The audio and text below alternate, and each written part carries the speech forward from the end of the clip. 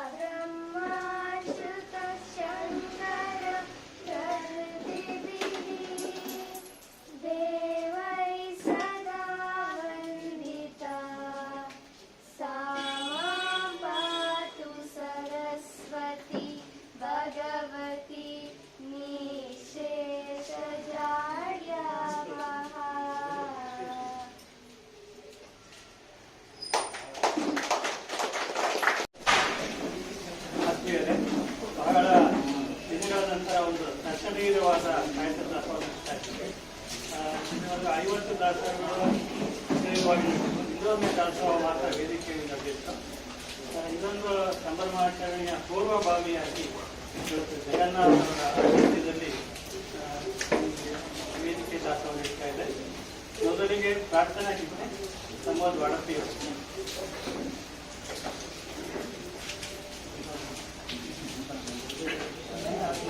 ಎಲ್ಲರಿಗೂ ನಮಸ್ಕಾರ. ನಾನೇ ಬರೆದಿರೋ ಒಂದು ಪ್ರಸ್ತುತಿ, ತಪ್ಪಾಗಿದ್ದರೂ ದೇವಿ ಸರಸ್ವತಿ ಸಲಹು ನಮ್ಮನು ದಿವ್ಯ ಜ್ಞಾನದ ಬೆಳಕಿನಲ್ಲಿ. ದೇವಿ ಸರಸ್ವತಿ ಸಲಹು ನಮ್ಮನು ದಿವ್ಯ ಜ್ಞಾನದ ಬೆಳಕಿನಲ್ಲಿ. ಹೆಜ್ಜೆ ಹೆಜ್ಜೆಯಲ್ಲಿ ಅಂಧಕಾರವು ಭವದ ಸಾಗರದಿ ಅಜ್ಞಾನವನೀಗಿಸಿ ಸುಜ್ಞಾನವ ನೀಡುತ್ತ ನಮ್ಮನ್ನು ನಡೆಸುತ್ತಿರು, ನಮ್ಮನ್ನು ನಡೆಸುತ್ತಿರು. ದೇವಿ ಸರಸ್ವತಿ ಸಲಹು ನಮ್ಮನು ದಿವ್ಯ ಜ್ಞಾನದ ಬೆಳಕಿನಲ್ಲಿ. ವೀಣಾ ಪಾಣಿಯೇ ಬ್ರಹ್ಮನ ರಾಣಿಯೇ ವರಪ್ರದಾಯಿನಿಯೇ ಸಂಗೀತ ಶಾರದೆ ಕಾವ್ಯವಾಣಿಯೇ ಮನದಲ್ಲಿ ನೆಲೆಸುತ್ತಿರು, ಮನದಲ್ಲಿ ನೆಲೆಸುತ್ತಿರು. ದೇವಿ ಸರಸ್ವತಿ ಸಲಹು ನಮ್ಮನು ದಿವ್ಯ ಜ್ಞಾನದ ಬೆಳಕಿನಲ್ಲಿ. ದಾರಿಯ ದೀವಿಯೇ ಒಳಗಿನ ಜ್ಯೋತಿಯೇ ಜ್ಞಾನ ಭಾರತಿಯೇ ನಮಿಪೆ. ದಾರಿಯ ದೀವಿಗೆ ಒಳಗಿನ ಜ್ಯೋತಿಯೇ ಜ್ಞಾನ ಭಾರತಿಯೇ ವಾಣಿಯ ಶುದ್ಧಿಸಿ ಮತಿಯ ತೀರ್ಧಿಸಿ ಶಕ್ತಿಯ ತುಂಬುತ್ತಿರು, ಶಕ್ತಿಯ ತುಂಬುತ್ತಿರು. ದೇವಿ ಸರಸ್ವತಿ ಸಲಹು ನಮ್ಮನು ದಿವ್ಯ ಜ್ಞಾನದ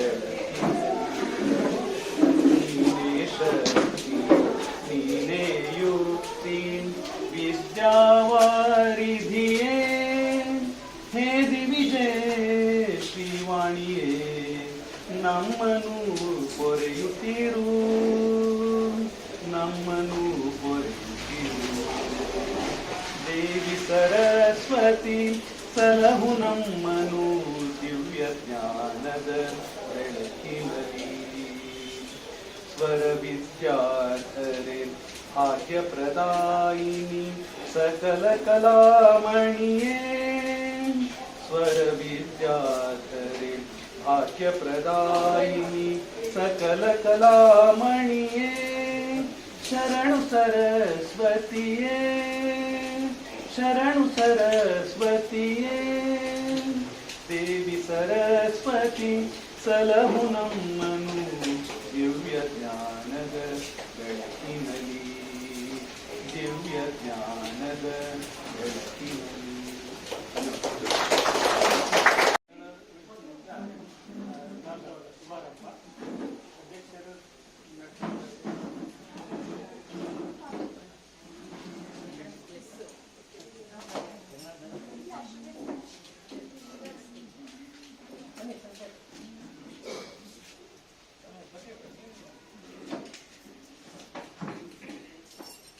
ಈ ಕಡೆ ಬನ್ನಿ. ಹಲೋ ನರಸಿಂಹಮೂರ್ತಿ, ಈ ಕಡೆ ಶೂಟಿಂಗ್ ಆ ಕಡೆಯಿಂದ ಬನ್ನಿ, ಆ ಕಡೆಯಿಂದ. ಹಾಂ, ಕರೆಕ್ಟ್.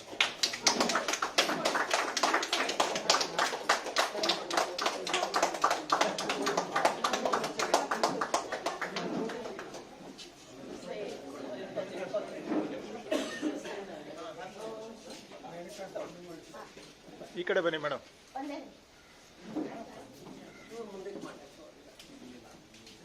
ಇರು ಒಂದು ನಿಮಿಷ.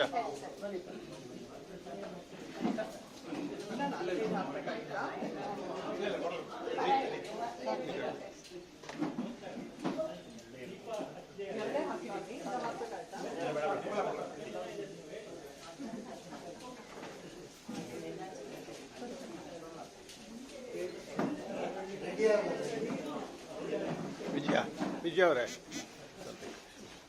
ಧನ್ಯವಾದ. ಈಗ ಸ್ವಾಮಿ ಹಾಗೂ ಅಧ್ಯಕ್ಷ ಪರಿಚಯ ಜಗನ್ನಾಥ್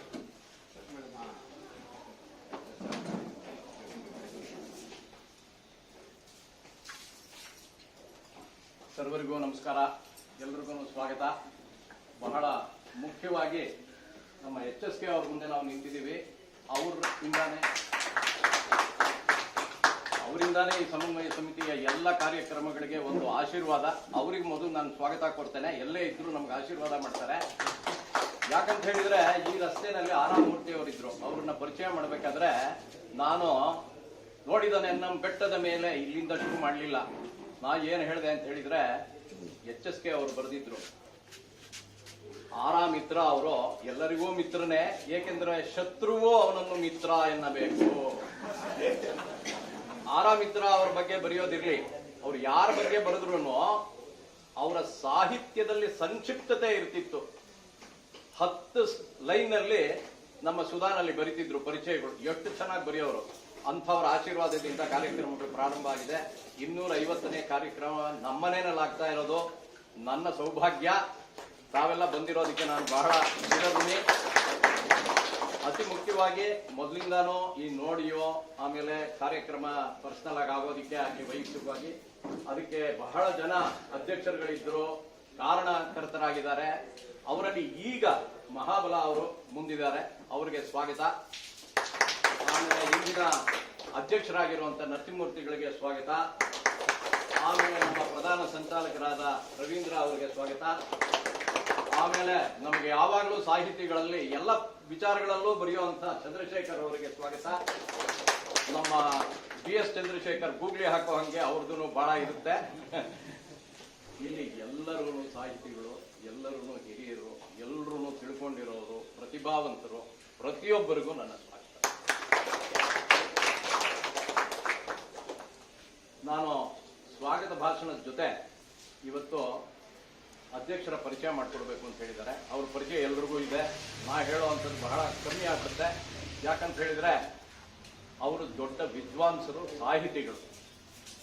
ಎಲ್ಲದಕ್ಕಿಂತ ಮುಖ್ಯ, ನಾವು ಸುಮಾರು 3 ತಿಂಗಳು ಪ್ರತಿದಿನ ಅವರ ಗಣಕ ಪರಿಷತ್ನಲ್ಲಿ ಕುಳಿತು ನಾನು, ಚಂದ್ರಶೇಖರ್ ಅವರು, ನಮ್ಮ TK ರಂಗನಾಥ್ ಅವರು, ಅವರಿಲ್ಲ ಇವತ್ತು, ಆಮೇಲೆ ಪಾರಾ ಅವರು, ಶೃಂಗೇಶ್ ಶರ್ಮಾ, ಆಮೇಲೆ ರವೀಂದ್ರ ಅವರು, ಇಷ್ಟು ಜನ ಸೇರ್ತಾ ಇದ್ವಿ. ಅವ್ರಿಗೆ ತಕ್ಷಣನೇ ಏನೋ ಒಂದು ಕಾರ್ಯಕ್ರಮ ಬಂದ್ಬಿಡೋದು, ತಕ್ಷಣ ಹೋಗೋರು, ಮುಗಿಸ್ಕೊಂಡ್ ಬರೋರು, ಇಂಥವ್ರನ್ನ ಭೇಟಿಯಾದೆ ಅಂದವರು. ಆ ದೊಡ್ಡ ಮನುಷ್ಯರನ್ನ ನಾನು ನೋಡೋದೇ ಅಪರೂಪ. ಅಂತ ದೊಡ್ಡವ್ರನ್ನ ಭೇಟಿಯಾಗಿ ಅಲ್ಲಿ ಕಾರ್ಯಕ್ರಮ ಮುಗಿಸ್ಕೊಂಡು ಬಂದ್ಬಿಡೋದು. ಎಷ್ಟು ಸರಳ ವ್ಯಕ್ತಿ ಅಂದ್ರೆ ಅವರು ಆ ಮಟ್ಟದವರು ಅಂತ ನಮಗೆ ನೋಡಿದ ತಕ್ಷಣ ಗೊತ್ತೇ ಆಗಲ್ಲ. ಆಮೇಲೆ ವಿಜ್ಞಾನದ ಬಗ್ಗೆ ಅವ್ರು ಬಹಳ ಆಸಕ್ತಿ ತಗೊಂಡಿದ್ದಾರೆ. ವಿಜ್ಞಾನ ಸಾಹಿತ್ಯದ ಬಗ್ಗೆ ಅವರು ಪ್ರಚಾರ ಮಾಡಕ್ಕೆ ಬಹಳ ಆಸಕ್ತಿ ತಗೊಂಡಿದ್ದಾರೆ. ತಂತ್ರಜ್ಞಾನದಲ್ಲಿ ಅವರು ಪ್ರಸಿದ್ಧರು. ಅವರು ಕನ್ನಡ, ಅವರಿಂದ ಸುಮಾರು ಜನಕ್ಕೆ ಉಪಯೋಗ ಆಗಿದೆ. ನುಡಿ ಆಗಲಿ ಅಥವಾ ಯಾವುದೇ ಒಂದು ವಿಸ್ತಾರವಾದ ವಿಚಾರಗಳಾಗಲಿ ಆಮೇಲೆ ಗ್ರಂಥ ಸಂಪಾದನೆಯಲ್ಲಿ BGL ಸ್ವಾಮಿ, ನನಗೆ ಬಹಳ ಇಷ್ಟ BGL ಸ್ವಾಮಿ. ತಮಿಳು ತಲೆಗಳ ನಡುವೆ ಹಸಿರು ಹೊನ್ನು, ಇದನ್ನ ಯಾರು ಮರೆಯಲ್ಲ. ಕಾಲೇಜು ರಂಗ ಅಂತೂ ಎಲ್ಲರೂ ನೋಡಿದೀವಿ. ಅದರ ಜೊತೆಗೆ ಬೇರೆ ಬೇರೆ ಕಥೆಗಳನ್ನೆಲ್ಲ ನೋಡಿಕೊಂಡು ಸಂಪಾದನೆಯನ್ನ ಮಾಡಿದ್ದಾರೆ. ಅವ್ರು ತುಂಬಾ ಹಿರಿಯರು, ಅವ್ರ ಬಗ್ಗೆ ನಾನು ಜಾಸ್ತಿ ಹೇಳಕ್ ಹೋಗಲ್ಲ. ಅವರು ಇವತ್ತಿನ ಅಧ್ಯಕ್ಷತೆ ವಹಿಸಿರೋದು ನಮ್ಮೆಲ್ಲರ ಸುಕೃತ. ಅವರಿಗೆ ಸ್ವಾಗತ ಹೇಳಿ ನನ್ನ ಮಾತನ್ನ ಮುಗಿಸ್ತೇನೆ. ನಮಸ್ಕಾರಗಳು.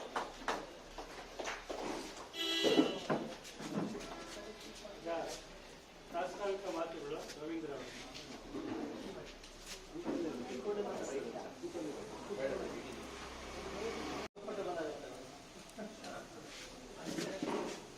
ಗೆಳೆಯ ಜೆ ನರಸಿಂಹಮೂರ್ತಿ ಅವರೇ, ಮಹಾಬಲ ಅವರೇ, ಚಂದ್ರಶೇಖರ್ ಅವರೇ, ಮತ್ತೆಲ್ಲ ಆತ್ಮೀಯ ಮಿತ್ರರೇ, ಬಹಳ ಒಳ್ಳೆಯ ಶುಭಾರಂಭ ಆಗಿದೆ. ಅದು ಬಹಳ ಸಂತೋಷ ವಿಷಯ. ಒಳ್ಳೆ ಮಳೆ ಬಂದಿದೆ. ಪೇಪರ್ ಓದ್ಬಿಟ್ಟು ಸ್ವಲ್ಪ ಜಾಸ್ತಿ ಆಗಿದ್ದಾನೆ, ಎಲ್ಲಿನ ಇದೆ ಮಳೆ ಬರ ಅಂತ. ಅದು ಇವತ್ತು ಬಂದಿದ್ದ ಮಳೆ. ನಾವು ಮಕ್ಕಳಿಂದ ಇಲ್ಲಿಗೆ ಜಗನ್ನಾಥ್ ಅವ್ರ ಮನೆಗೆ ಬರೋ ಸತ್ಯ ಕೊಯ್ದೋಗ್ತಾ ಇದ್ವಿ ಅಂತ ದೊಡ್ಡ ಮಳೆ ಆಯ್ತು. ಜನನ ನೋಡೋಕ್ಕೂ ಬಹಳ ಸಂತೋಷ ಆಗಿದೆ. ಬಹಳ ದಿವಸದಿಂದ ನಾವು ಈ ಮುಖಾಮುಖಿ ಸಾಹಿತ್ಯ ದಾಸೋಹ ಮಾಡಬೇಕು ಅಂತ ಪ್ಲಾನ್ ಮಾಡ್ತಾ ಇದ್ವಿ, ಯೋಚನೆ ಮಾಡ್ತಾ ಇದ್ವಿ. ಅದೇನಾಯ್ತು ನಮ್ಗೆ ಅಂದ್ರೆ, ಈ ಕೊರೋನಾ ಬಂದಾಗ ನಾವೆಲ್ಲ ಒಂಥರ ಗುಡು ಸೇರ್ಕೊಂಡ್ಬಿಟ್ವಿ. ಇವಾಗ ನಮ್ಗೆ ಅದೇ ಸುಲಭ ಅನ್ನಿಸ್ತಾ ಇದೆ. ನಮ್ಮ ಮನೆಯಲ್ಲಿ ಕೂತ್ಕೊಂಡು ಯಾವ ತರ ಬೇಕಾದ್ರೂ ಇರ್ಬೋದು, ಕ್ಯಾಮ್ರಾ ಆಫ್ ಮಾಡ್ಕೊಂಡು ಕೂತ್ಕೊಂಡು ನಾವು ಅಟೆಂಡ್ ಮಾಡ್ಬೋದು ಅನ್ನೋ ಥರ ಆಗಿದೆ. ಅದಿರಲಿ, ಅದು ಒಂದು ಪರಿವರ್ತನೆ ನಮಗೆ ಬೇಕಾಗಿತ್ತು ಅನ್ಸುತ್ತೆ. ನಾನು ಸ್ವಲ್ಪ ಆಲೋಚನೆ ಮಾಡ್ತೀನಿ. 99ನೇ ಇಸ್ವಿಯಲ್ಲಿ ನಾವು ಏನು ಸಾಹಿತ್ಯ ದಾಸವನ್ನ ಆರಂಭ ಮಾಡಿದ್ವಿ, ಆವಾಗ ಇಷ್ಟು ದೂರ ನಡ್ಕೊಂಡು ಬರ್ತೀವಿ ಅಂತೇಳಿ ನಮಗೆ ಖಂಡಿತ ಅನಿಸುತ್ತೆ. ರವಿ ಇದನ್ನ ಕೊಡಿ, ಬುಕ್ ಕೊಡಿ ಸರ್, ಸ್ವಲ್ಪ ಕೊಡಿ.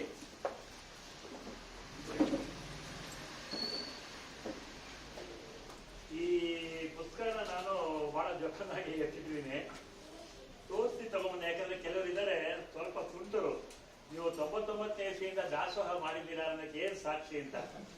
ಮೊದಲೇ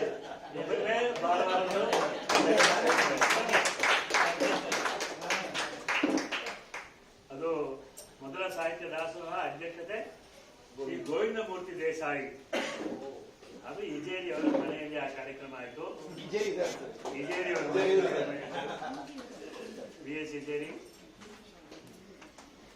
ಇವಾಗ ಯಾರು ಕಾಣಿಸ್ತಾ ಇದ್ದಾರೆ ಅಂತಂದ್ರೆ ಅದರಲ್ಲಿ ಇಜೇರಿ ಇದ್ದಾರೆ. ಜಯರಾಮ ಅವರು ಭಾಗವಹಿಸಿದ್ದಾರೆ. BN ನರಸಿಂಹಮೂರ್ತಿ, ಆಮೇಲೆ Jaraganahalli Shivashankar, doctor L Hanumanthaiah, DY Yatkondi, KN Mahabala, BS Chandrashekar, Krishna Subrao ಅವರು ಇಲ್ಲಿ ಹತ್ತಿರ ಮೊದಲೇ, ಜಯಂತಿ ಮನೋಹರ್. ಇದರಲ್ಲಿ ಒಂದು 40 ಸಾಹಿತ್ಯ ದಾಸೋಹಗಳ ದಾಖಲೆ ಇದೆ. ಬಹಳ ಅಮೂಲ್ಯ ಅದು. ನನ್ನ ಹತ್ರ ಇದೆ.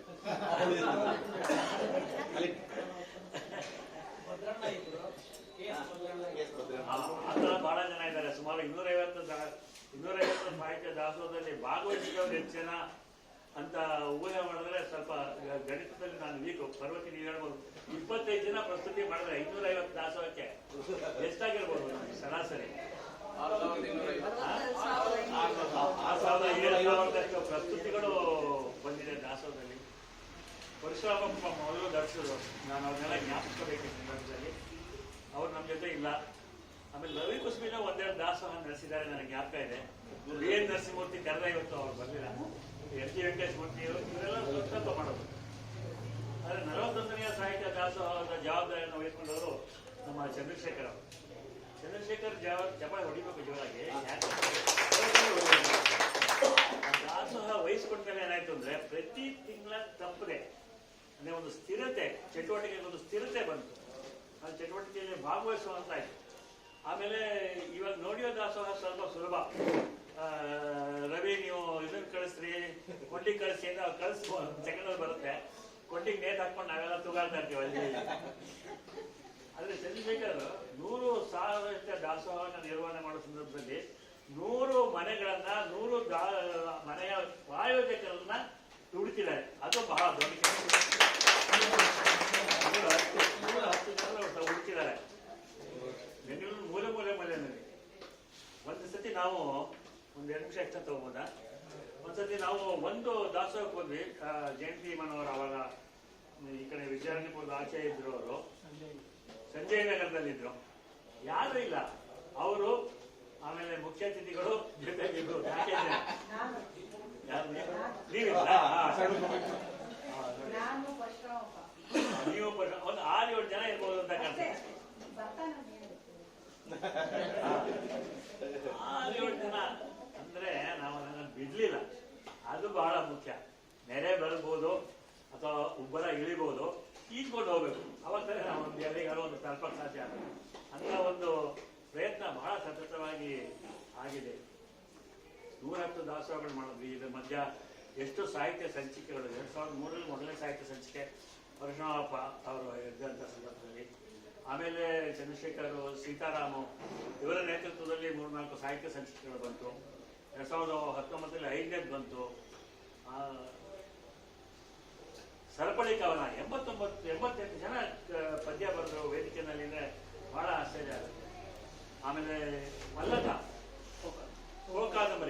ಕಾದಂಬರಿ ಯಾವತ್ತೋ ಮಾಡಿದ್ದು ನಮ್ಮ ಮಹಾಬಲ ದಾಖಲೆಗಳೆಲ್ಲ ಹುಡುಕಿ ಎಷ್ಟು ವರ್ಷದ ಹಿಂದೆ ಇದು ಆಗಿತ್ತು ಅನ್ನೋದನ್ನ ಕಂಡಿರೋದು. ಇವಾಗ ನೋಡಿದ್ರೆ ಕಾದಂಬರಿ ನಮ್ಮ ಹುಷಾರಣಿಯವರೆಲ್ಲ ಅಭ್ಯಾಸ ಮಾಡ್ಕೊಂಡ್ಬಿಟ್ಟಿದ್ದಾರೆ. ಒಂದಾದ್ರು ಒಂದು ಕಾದಂಬರಿ ಪ್ರಕಾಶ್ ಅವ್ರ ಮನೆಯವರೆಗೂ ಉಚಿಸಿದ್ದಾರೆ. ಅವ್ರ ಕುಟುಂಬದವರೆಲ್ಲ ಕಾದಂಬರಿ ಅಧ್ಯಕ್ಷರಾಗಿದ್ದಾರೆ. ಇದು ಒಂದು ಬಹಳ ಒಳ್ಳೆ ಒಂದು ಪ್ರಭಾವನ ಬೀರಕ್ಕೆ ಸಾಧ್ಯ ಆಗಿದೆ. ಇಷ್ಟೊಂದು ಜನ ನಮ್ಗೆ ನೋಡ್ತಾ ಇದ್ದೀನಿ. ಪುಸ್ತಕ ಬಿಡುಗಡೆ ಮಾಡೋಣ ಅಂತ ನಾನು ನಿಜವಾಗ್ಲೂ ಸಂಚಾರ ಸಮಿತಿಗೆ ಯಾರಿಗೂ ಹೇಳಿರ್ಲಿಲ್ಲ. ಸುಮ್ಮನೆ ಹಾಕಿದೆ ಪುಸ್ತಕ ಬಿಡುಗಡೆ ಮಾಡೋಣ ಅಂತ. ಯಾರ್ಯಾರು ಬರ್ತೀರ ಆಶ್ಚರ್ಯ ಆಗುತ್ತೆ. ಇವತ್ತು 30 ಸಂಖ್ಯೆ ದಾಟಿದೆ. 30 ಜನ ದಾಟಿದೆ. ಆ ಪುಸ್ತಕ ನನ್ನ ಜೀವನದಲ್ಲಿ ಪುಸ್ತಕ ಬರೆಯೋದೇ ಇಲ್ಲ ಅಂತ ಹೇಳಿದವರು ಇವತ್ತು ಹೆಸರು ಕೊಟ್ಟಿದ್ದಾರೆ. ಆವತ್ತಿನ ದಿವಸ ಹೇಳ್ತೀನಿ ಯಾರು ಅಂತ. ಇವತ್ತು 31ನೇ ಹೆಸರು ಇವತ್ತು ಬಂದಿದೆ. HSK ಜನ್ಮ ಶತಮಾನೋತ್ಸವ ನಾವು ಪ್ರಧಾನ ಗುರುಗಳ ಅಧ್ಯಕ್ಷತೆಯಲ್ಲಿ ಮಾಡಿದಾಗ 55 ಪುಸ್ತಕಗಳು ಬಿಡುಗಡೆ ಆಯಿತು. ಆದರೆ ಅದೆಲ್ಲ PDF. ಅದರಲ್ಲಿ ಮುದ್ರಣ ಆಗಿದ್ದು ತುಂಬಾ ಕಡಿಮೆ. ನಮ್ಮ ವೀರೇಂದ್ರದ್ದು ಒಂದು ಪುಸ್ತಕ ಆಯಿತು, DV ನಿರ್ಮಲಾ ಅವ್ರದ್ದು ಒಂದು ಪುಸ್ತಕ ಆಯಿತು, ಇನ್ನೊಂದೆರಡು ಪುಸ್ತಕ ಬಿಡುಗಡೆ ಆಯಿತು. 4-5 ನಂದೊಂದು ಪುಸ್ತಕ ಆಯಿತು, 4-5 ಪುಸ್ತಕ ಬಿಡುಗಡೆ ಆಯಿತು. ಆದರೆ ಈ ಸತಿ 30 ಜನರು ತಮ್ಮ ಮುದ್ರಿತವಾದ ಪುಸ್ತಕಗಳನ್ನ ವೇದಿಕೆಯಲ್ಲಿ ಬಿಡುಗಡೆ, ಬಹಳ ವಿನೂತನವಾಗಿ ಬಿಡುಗಡೆ ಮಾಡ್ತೀನಿ. ಅದಕ್ಕೆ ನಮ್ಮ ರವಿ ಕುಸುಬೆ ಅವರು, ರಾಜನ್ನು, ಗುರುರಾಜ್ ಶಾಸ್ತ್ರಿ ಎಲ್ಲ ತಯಾರು ಮಾಡ್ಕೊಂಡಿದ್ದಾರೆ. ಅದು ವಿನೂತನತೆ ಏನು ನೀವು ಅವತ್ತು ಬಂದರೆ ಅದು ಬಹಳ ಪ್ರೋತ್ಸಾಹ ಸಿಕ್ಕಿದೆ ನಮಗೆ. ನಾವು ನಡೆಯೋ ಹಾಗೆ ತುಂಬಾ ಪ್ರೋತ್ಸಾಹ ಸಿಕ್ಕಿದೆ. ತುಂಬಾ ಜನ ಬಂದಿದ್ದಾರೆ. ಬಹಳ ಜನ ನಮ್ಮ ಜೊತೆನೇ ನಿಂತ್ಕೊಂಡಿದ್ದಾರೆ. ಬಹಳ ಜನ ಅಲ್ಲಿ ಕಲ್ತ್ಕೊಂಡಿದ್ದಾರೆ. ಅದು ಪರವಾಗಿಲ್ಲ. ಅದು ನಿಂತ್ಕೊಂಡು ಸಾಗಿದವರು ಬಹಳ ಜನ. 250ನೇ ಸಾಹಿತ್ಯ ದಾಸೋಹ ಬಹಳ ದೊಡ್ಡ ಸಂಭ್ರಮ. ಬಹುಶಃ ನಾಣ್ಯ ಲೆಕ್ಕದಲ್ಲಿ ಎಲ್ಲ ಚಿಂತಾಮಣಿನಲ್ಲಿ ಒಬ್ಬರು ಮಾಡಿದ್ರು ಅಂತ ಕೇಳಿ ನಾನು ಪತ್ರಿಕೆಯಲ್ಲಿ ಓದಿದ್ದೀನಿ. ಪ್ರತಿ ಶನಿವಾರ ಮಾಡ್ತಾ ಇದ್ರಂತೆ. ಈ ಥರದ್ದೊಂದು ಗುಂಡಪ್ಪ ಚಿಂತಾಮಣಿ ಮಾಡ್ತಾ ಇದ್ರಂತೆ. ಅವರು ಅವರು ಜಮಖಾನ ಮತ್ತೆ ಅವರು ಮತ್ತೆ ಭಾಷಣಕಾರರು ಇವ್ರು 3 ಜನ ಇದ್ರು ಕಾರ್ಯಕ್ರಮವನ್ನ ಮಾಡ್ತಿದ್ರು. ಆದರೆ ಈ ಸಾಹಿತ್ಯ ದಾಸೋಹ ಬಹಳಷ್ಟು ಪರಿಣಾಮಕಾರಿ. ಬಹಳ ಜನ ಸಾಹಿತ್ಯಗಳನ್ನ ಸೃಷ್ಟಿಸ್ತು, ಬಹಳ ಜನರಿಗೆ ಸ್ಫೂರ್ತಿಯನ್ನ ಕೊಡ್ತು, ಬಹಳ ಜನರಿಗೆ ಶಕ್ತಿಯನ್ನ ಕೊಡ್ತು, ಆಸಕ್ತಿಯನ್ನ ಹುಟ್ಟಿಸ್ತು, ಆ ಸ್ನೇಹವನ್ನ ಬೆಳೆಸ್ತು, ಸಂಬಂಧಗಳನ್ನು ಬೆಳೆಸ್ತು, ಒಂದು ಸೌಹಾರ್ದ ವಾತಾವರಣವನ್ನು ಸೃಷ್ಟಿ ಮಾಡ್ತು. ನಾವಿನ್ನೂ ಬಹಳಷ್ಟು ಮಾಡ್ಬೋದಾಗಿತ್ತೇನೋ, ಆದರೆ ಸಾಕಷ್ಟು ಮಾಡಿದೀವಿ ಅಂತಕ್ಕಂಥ ಒಂದು ತೃಪ್ತಿ ನಮ್ಮ ಸಂಚಾರಕ ಸಮಿತಿಗೆ ಪೂರ್ತಿ ಇದೆ. ಅದರ ಬಗ್ಗೆ ಏನೂ ಅನುಮಾನ ಇಲ್ಲ. ನಾವು HSK ಅವರ ಪರಂಪರೆಯನ್ನ ಮುಂದುವರಿಸಿಕೊಂಡು ಹೋಗ್ಬೇಕು ಅಂತ ಹೇಳಿ ನಾವು ಮನಸ್ಸಿನಲ್ಲಿ ಮಾಡಿದ್ವಿ. HSK 1980ನೇ ಇಸವಿಯಲ್ಲಿ ನಮ್ಮ ಬೆಂಗಳೂರು ನಗರ ಶಾಖೆ JC ರೋಡ್ನಲ್ಲಿ ಒಳಗೆ ಬಂದ್ರು. ನಮ್ಮ ಬ್ಯಾಂಕಿನ ಒಳಗೆ ಬಂದು ರಾಜಗೋಪಾಲ್ ಹುಡುಕೊಂಡು ಅವತ್ತು ಆರಂಭ ಆಗಿದ್ದು ಬ್ಯಾಂಕಿಂಗ್ ಪ್ರಪಂಚ, ಆಮೇಲೆ ಬ್ಯಾಂಕಿಂಗ್ ನಿಘಂಟು, ಬ್ಯಾಂಕಿಂಗ್ ಕಮ್ಮಟಗಳು, ಇದಕ್ಕೆಲ್ಲ ಪ್ರೇರಕ ಶಕ್ತಿ HSK ಅವರು. HSK ಅವ್ರನ್ನ ನಾವು ಸ್ವಾಗತ ಮಾಡೋ ಪ್ರಶ್ನೆ ಇಲ್ಲ. ಯಾಕಂದ್ರೆ HSK ಯಾವಾಗ ನಮ್ಮೊಳಗೆ ನಮ್ಮ ಜೊತೆ ಮೇಲೆ ಇದೆ. ನಾವು HSK ಇವತ್ತು 250ನೇ ಸಾಹಿತ್ಯ ದಾಸೋಹ ಏನ್ ಚಂದ್ರಶೇಖರ್ ಇನ್ನೂ ಹೊರಟಿಲ್ಲ ಅಂತ ಕೇಳಿದ್ರು ಕೇಳಿರ್ಬೋದು ಬೆಳಗ್ಗೆ. ಅಷ್ಟು ಒಂದು ಶಕ್ತಿ, ಆ ಚೈತನ್ಯ ನಮ್ಮ ಜೊತೆ ಇದೆ. ಇಲ್ಲದೆ ನಾವು ಅಷ್ಟೊಂದು ಬ್ಯಾಂಕಿಂಗ್ ಪ್ರಪಂಚಗಳನ್ನ ತರೋದು, ರಾಜ್ಯದಾದ್ಯಂತ ಕಮ್ಮಟಗಳನ್ನ ಮಾಡ್ತಕ್ಕಂಥದ್ದು, ಬ್ಯಾಂಕಿಂಗ್ ನಿಗಂಟ್ ತರ್ತಕ್ಕಂಥ ಕೆಲಸಗಳನ್ನ ಮಾಡ್ತಾ ಇದ್ದೀವಿ. ಇವಾಗ ಬಹಳ ಮಹತ್ವವಾದ ಕೆಲಸ ಆಗಿದೆ. ಅದನ್ನು ನಿಮ್ಗೆ ಹೇಳಲೇಬೇಕು. ಯಾಕಂದ್ರೆ 250ನೇ ಸಾಹಿತ್ಯ ಸಂಭ್ರಮೋತ್ಸವದ ಬಹಳ ಮುಖ್ಯವಾದ ಘಟನೆ ಅದು. ನಮ್ಮ ರಾಜಗೋಪಾಲ್ ನಮ್ಮ ಕಾಂಗ್ರೆಸ್ ಸಂಖ್ಯೆ ಪ್ರಧಾನ ಕಾರ್ಯಸೇವಕರಾಗಿದ್ದವರು ಇವಾಗ ಇಲ್ಲ. ಬ್ಯಾಂಕ್ ಕನ್ನಡದ ಜೀವನದಿ ಅಂತ ನಾವು ಕರೆದ್ವಿ. ಅವರ ಸನ್ಮಾನವನ್ನು ನೀವೆಲ್ಲ ಸೇರ್ಕೊಂಡು ಮಾಡಬೇಕು. ಅವರು ಒಂದು ಷೇರುಪೇಟೆ ಪದಕೋಶ ಅಂತೇಳಿ ಶುರು ಮಾಡೋದು. ಕನ್ನಡದಲ್ಲಿ ಪಾರಿಭಾಷಿಕವನ್ನ ತರಬೇಕು ಅನ್ನೋದೇ ಅದರ ಗುರಿ. ಆ ಷೇರುಪೇಟೆ ಪದಕೋಶವನ್ನ ಮತ್ತೆ ನಾವು ಪರಿಷ್ಕಾರ ಮಾಡಬೇಕು ಅಂತೇಳಿ ಚಂದ್ರಶೇಖರ್, ಟಿ.ಕೆ. ರಂಗನಾಥ್, ಬಿ.ಆರ್. ರವೀಂದ್ರನಾಥ್, ಆಮೇಲೆ ಶೃಂಗೇಶ್ವರ ಶರ್ಮಾ, ಜಿ.ಎನ್. ನರಸಿಂಹಮೂರ್ತಿ, ಜಗನ್ನಾಥ್, ವಿಷ್ಣುಮೂರ್ತಿ ಎಲ್ಲ ಕೂಡಿ ನಮ್ಮ ಗಣಕ ಪರಿಷತ್ತಿನಲ್ಲಿ ಕೂತ್ಕೊಂಡು ಅದನ್ನು ಸುಮಾರು 3-4 ವರ್ಷಗಳ ಕಾಲ ಸತತವಾಗಿ ಅದರ ಮೇಲೆ ಕೆಲಸ ಮಾಡಿದ್ದಾರೆ. ಇದು ಕನ್ನಡದಲ್ಲಿ ಒಂದು ದಾಖಲೆಯ ಪುಸ್ತಕ ಆಗುತ್ತೆ. ದಾಖಲೆಯ ಷೇರುಪೇಟೆ ಪದ ವಿವರಣಾ ಕೋಶ, ದಾಖಲೆಯ ಪದ ವಿವರಣಾ ಕೋಶ ಆಗುತ್ತೆ. 30ನೇ ತಾರೀಕು ನಾವು ಆ ಪದ ವಿವರಣಾ ಕೋಶವನ್ನು ಡಾಕ್ಟರ್ ಜಿ. ಮಲ್ಲೇಪುರಂ ವೆಂಕಟೇಶ್ ಅವರ ಕೈಯಲ್ಲಿ ಬಿಡುಗಡೆ ಮಾಡುತ್ತಾ ಇದ್ದೇವೆ. ಒಂದು ಮಹತ್ತರವಾದ ಸಾಧನೆ. ನಮ್ಮ ಶ್ರಾವಣ ಮಾಸ ಅಭಿಯಾನಗಳು, ಈಗ ಅಭಿಯಾನಗಳ ಜವಾಬ್ದಾರಿ ಎಲ್ಲ ನಮ್ಮ ರಾಜನ್ ತಗೊಂಡ್ಬಿಟ್ಟಿದ್ದಾರೆ.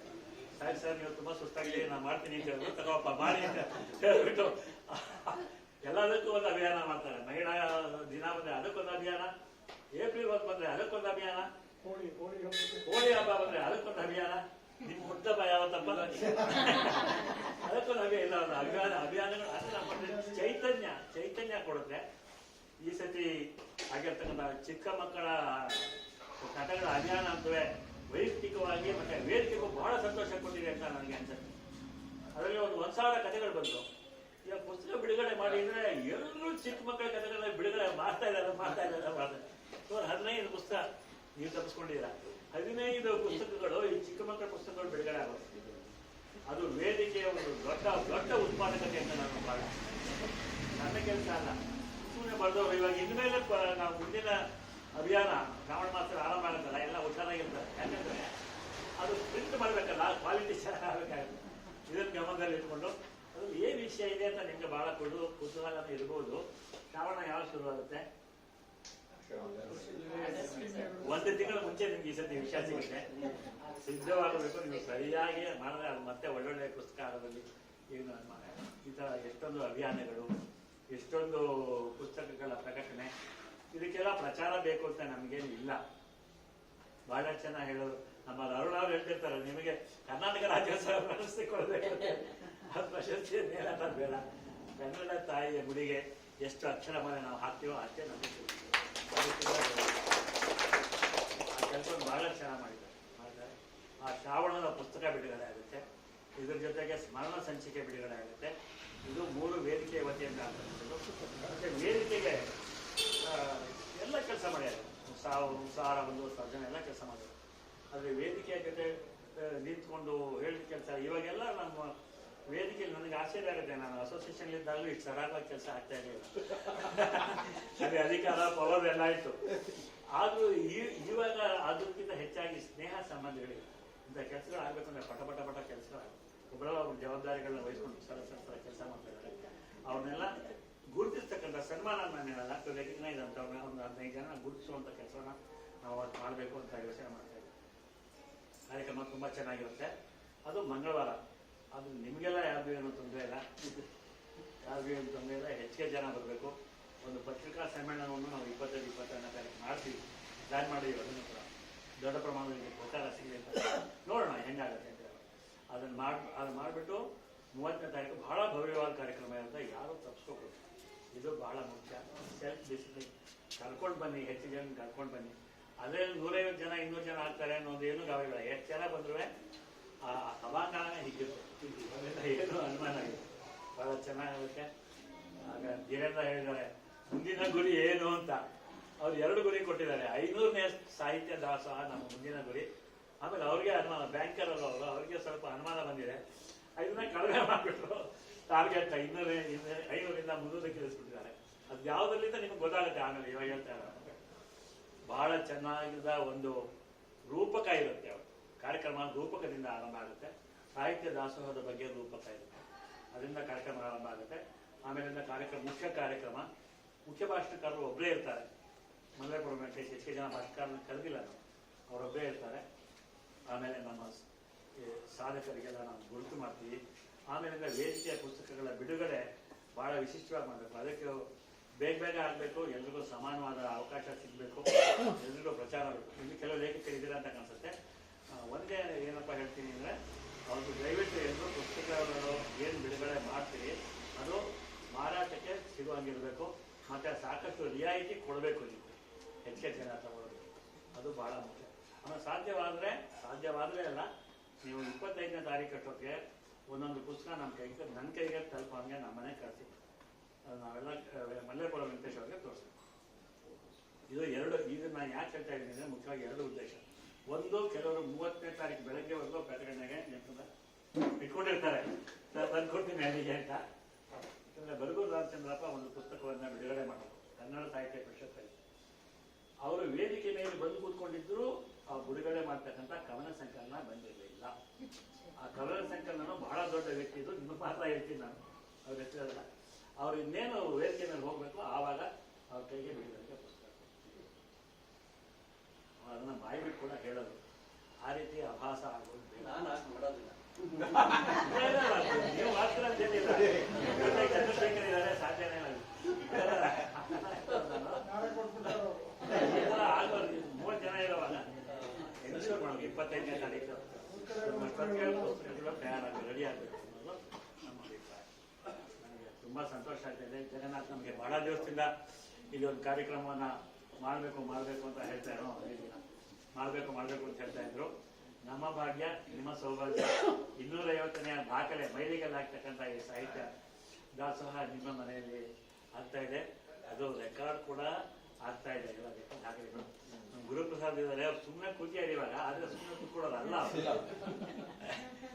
ನಾನು ಅಕಸ್ಮಾತ್ ನಾವು ಸುಮ್ಮನೆ ಕೂತ್ಕೊಂಡ್ರೆ ಅದಕ್ಕೆ ಒಂದು ಸಣ್ಣ ಇಂಜೆಕ್ಷನ್ ಕೊಟ್ಟು ಚಟುವಟಿಕೆಯನ್ನು ಹೆಚ್ಚು ಮಾಡ್ತಾರೆ. ಈ ರೀತಿಯ ಜನಗಳು ಇದರಿಂದ ನಮ್ಮ ನಾಟಕ ತಂದು ನಮ್ಮ ವೇದಿಕೆಗೆ ಒಂದು ಹೊಸ ಆಯಾಮವನ್ನೇ ಕೊಟ್ಟರು. ನಾವು ಇದನ್ನ ಮನಸ್ಸಿನಲ್ಲಿ ಎಣಿಸಿರ್ಲಿಲ್ಲ ಈ ಥರ ನಾಟಕ. ಇವಾಗ ಏನಂದ್ರೆ ನಮ್ಮ ಗುರುರಾಜ್ ಶಾಸ್ತ್ರಿ ಅವರು ಎಲ್ಲರೂ ಸೇರ್ಕೊಂಡು ಕಾರ್ಯಕ್ರಮ ಮಾಡೋಣ ಅಂದರೆ ಮುಂಚೆ ಒಂದು ರೂಪಕ ಮಾಡೋಣ ಅಂತ ಹೇಳ್ತಾರೆ. ಆ ಥರ ಆಗಿದೆ. ತುಂಬ ಚೆನ್ನಾಗಿದೆ, ತುಂಬ ಸಂತೋಷ ಆಗ್ತಾಯಿದೆ. 250ನೇ ಸಾಹಿತ್ಯ ದಾಸೋಹ ಮುಖಾಮುಖಿ ಸ್ವಲ್ಪ ಹೆಚ್ಚು ಸಮಯ ತಗೊಂಡೋದಕ್ಕೆ ಕ್ಷಮೆ ಇರಲಿ ಅನ್ನಲ್ಲ, ವಿಶ್ವಾಸ ಇರಲಿ. ಕಾರ್ಯಕ್ರಮ ಪೂರ್ಣ ಕಾರ್ಯಕ್ರಮದಲ್ಲಿ ಭಾಗವಹಿಸಿ 250ನೇ ಸಾಹಿತ್ಯ ಸಂಭ್ರಮೋತ್ಸವವನ್ನು ನಾವು ಬಹಳ ಚೆನ್ನಾಗಿ ಬಹಳ ದೊಡ್ಡದಾಗಿ ಮಾಡಬೇಕು. ಎಲ್ಲರೂ ಒಟ್ಟಾಗಿ ಬಂದು ಇನ್ನೂ ಚೆನ್ನಾಗಿ ಮಾಡೋಣ, ಬಹಳ ಅದ್ಭುತವಾಗಿ ಮಾಡೋಣ ಅಂತ ಹೇಳ್ತೀನಿ. ಮತ್ತೊಮ್ಮೆ ನಿಮಗೆ ಮತ್ತು ಪ್ರಾಚಾರ್ಯ HSK ಅವರಿಗೆ ವಂದಿಸಿ ನಾನು ಮಾತು ಮುಗಿಸಿ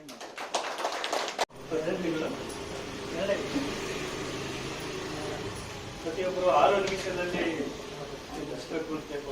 ಮುಂಚೆ ಆದರೆ ಇನ್ನೂ ಒಳ್ಳೆಯದು. ಮೊದಲಿಗೆ ರಾಧಿಕಾ ಗುಜ್ಜ, ಅವರ ನಂತರ ನಿಮಗೆ ಅವಕಾಶ. ಅವರಿಗೆ ನಮಸ್ಕಾರ. ನನ್ನ ಶ್ರೀರಂಗರಾಜನ್ ಅವರು ಅಧ್ಯಕ್ಷರಾಗಬೇಕು ಅಂತ ಒಂದು ಆಗಲೇ ತರ ಹೊರಡಿಸ್ಬಿಟ್ರು. ಹಾಗಾಗಿ ನಾನು ಇವತ್ತು ಅಧ್ಯಕ್ಷರಾಗಿ ನಿಂತಿದ್ದೀನಿ. ಆದರೆ ಅಧ್ಯಕ್ಷನಾಗಿ ಇಂಥ ಒಂದು ಬಹಳ ಸುಂದರವಾದಂಥ ಒಂದು ಘಟನೆಯನ್ನ ಮುಂದುವರ್ಸ್ಕೊಂಡು ಹೋಗೋದಕ್ಕೆ ನನಗೆ ಅರ್ಹತೆ ಇದೆಯೋ ಇರೋ ಬಗ್ಗೆ ನನಗೆ ಸಂದೇಹ ಇದೆ. ಆದರೆ ನಾನು ಯಾತಕ್ಕೆ ಏನು ಮಾತಾಡದೆ ಒಪ್ಕೊಂಡೆ ಅಂತಂದ್ರೆ, ಬಹಳ ದಿವಸಗಳ ನಂತರ ತಾವೆಲ್ಲರೂ ಇಲ್ಲಿ ಒಟ್ಟಿಗೆ ಸಿಗ್ತೀರಿ, ತಮ್ಮ ಮಾತುಗಳನ್ನ ಕೇಳೋದಕ್ಕೆ ಒಂದು ಅವಕಾಶ ಆಗುತ್ತಲ್ಲ ಅನ್ನೋ ಕಾರಣದಿಂದ ನಾನು ಒಪ್ಕೊಂಡೆ. ಅದಕ್ಕಾಗಿ ಕೂತಿರ್ತೀವಿ. ಹಾಗೇನೆ ಜಗನ್ನಾಥ್ ಅವರ ಆತಿಥ್ಯ ಕೂಡ ಬಹಳ ಪ್ರಿಯವಾದ್ದು. ಅವರು ಎಷ್ಟು ವಿಶ್ವಾಸದಿಂದ ಕೆಲಸಗಳನ್ನ ನಡೆಸ್ತಾರೆ ಅಂತಂದ್ರೆ ನಿಜವಾಗಿ ಆತ ದೊಡ್ಡ ಮನುಷ್ಯ. ಅಂದ್ರೆ ನಾನು ಬೇರೆ ತರದಲ್ಲಿ ಹೇಳ್ತಾ ಇಲ್ಲ, ಅವರ ಪ್ರೀತಿ ವಿಶ್ವಾಸ ದೊಡ್ಡದು ಅನ್ನೋ ರೀತಿಯಲ್ಲಿ ಹೇಳ್ತಾ ಇದ್ದೀನಿ. ಹಾಗಾಗಿ ತಮ್ಮ ಮುಂದೆ ನಿಂತಿದ್ದೀನಿ. ನನಗೆ 33 ಪ್ರಬಂಧಗಳು ಇವತ್ತು ಬಂದಿವೆ. ಅದೆಲ್ಲವನ್ನು ನಮ್ಮಿಂದಲೇ ಕೇಳೋದಕ್ಕೆ ಉತ್ಸುಕನಾಗಿ ತಮ್ಮ ಹಾಗೇನೆ ನಾನು ನಿಂತಿದ್ದೇನೆ ಇಲ್ಲಿ. ನೋಡೋಣ, ಮುಂದಕ್ಕೆ ಹೋದಾಗೆ ನಾವು ಅದನ್ನ ಎಲ್ಲರೂ ಆ ಸಂತೋಷವನ್ನು ಅನುಭವಿಸೋಣ. ನಮಸ್ಕಾರ. ಜಗನ್ನಾಥ್ ಅವ್ರಿಗೂ ಹೇಳ್ಬೇಕು, 2 ಸಲ ಮಾತು ಕೊಡಿಸಿದೆ.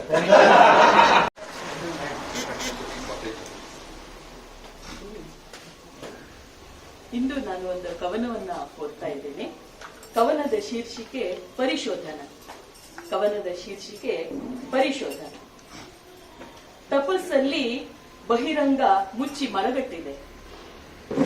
ತಂಪಿನ ಮಾಪಕದಿಂದಿಳಿದು ಕೊರೆಯುತ್ತಿದೆ ಮೈ. ಒಳಗೂ ಹೊರಗೂ ನೋವಿರದ ಸಮಸ್ಥಿತಿ.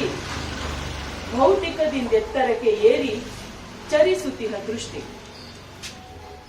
ಪ್ರವೇಶಿಸಲಿಲ್ಲ ಪ್ರಜ್ಞೆ ಸುಷುಮ್ನ ಎಂಬ ನಾಡಿ. ಪಡೆಯಲಾರದಾದೆ ನಿನ್ನ ಹೇ ಹರ ಶಿಖರವಾಸಿ. ಲೋಕದ ಆಶಾಪಾಶಗಳಾವುವೂ ಇರವು, ತಾಪತ್ರಯಗಳನ್ನೊಂದೊಂದೇ ದಾಟಿ ಬಂದಿಹೆನು. ಪರಿಪೂರ್ಣತೆಯ ದಾರಿಯ ಪ್ರಯತ್ನಗಳ ಬಿಡೆನು, ಪ್ರಕೃತಿ ಧರ್ಮಗಳ ಹಗಲಿರುಳಿಗೆ ಕಟ್ಟಿಹೆನು.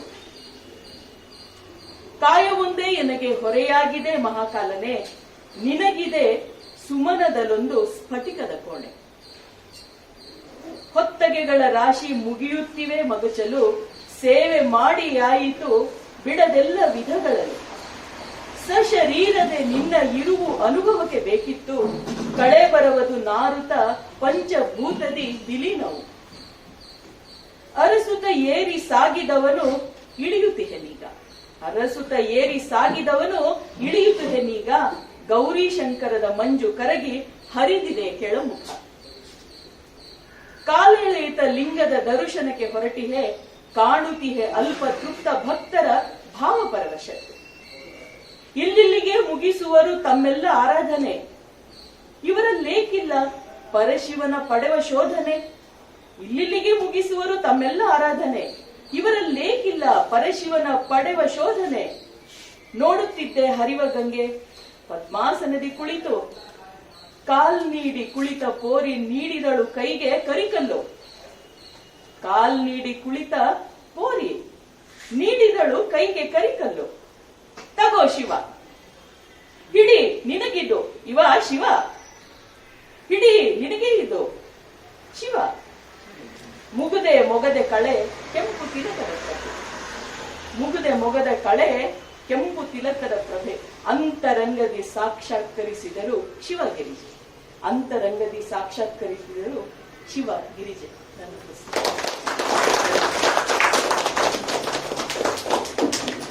ಸುವರ್ಣಲಕ್ಷ್ಮಿಯವರು ಅವರ ಸ್ನೇಹ ಶಿಕ್ಷಿದರು.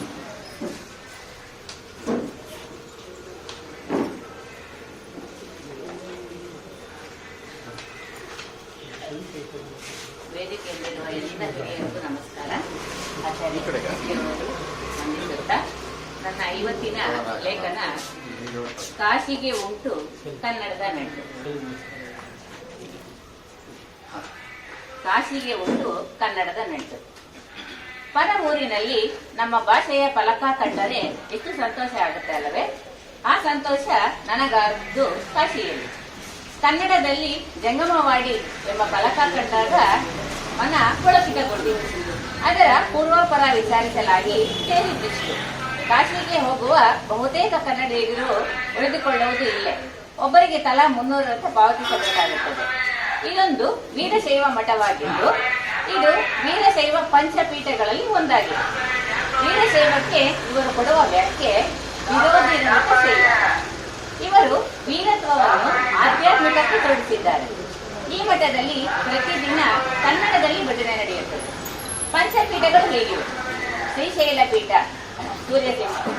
ಸೂರ್ಯ ಸಿಂಹಾಸನ, ಕಾಶಿ ಜಂಗಮವಾಡಿ ಮಠ ಜ್ಞಾನ ಸಿಂಹಾಸನ, ಕೇದಾರ ಪೀಠ ರಜತ ಸಿಂಹಾಸನ, ಉಜ್ಜಯಿನಿ ಪೀಠ ಸುವರ್ಣ ಸಿಂಹಾಸನ, ರಂಭಾಪುರಿ ಪೀಠ ರತ್ನ ಸಿಂಹಾಸನ. ಈ 5 ಮಠಗಳು ಹೇಗೆಂದರೆ ಈಶ್ವರನ ಪಂಚಮುಖಗಳಾದ ಸತ್ಯೋಜಾತ, ವಾಮದೇವ, ಅಘೋರ, ತತ್ಪುರುಷ, ಈಶಾನಗಳಿಂದ ಒಂದೊಂದು ಯುಗದಲ್ಲಿ ಒಬ್ಬೊಬ್ಬ ಆಚಾರ್ಯರ ರೂಪದಲ್ಲಿ ಉದ್ಭವಿಸಿ ಜಂಗಮರಾಗಿ ಜಗದ ಜಂಜಡವನ್ನು ಕಳೆದಿರುತ್ತಾರೆ.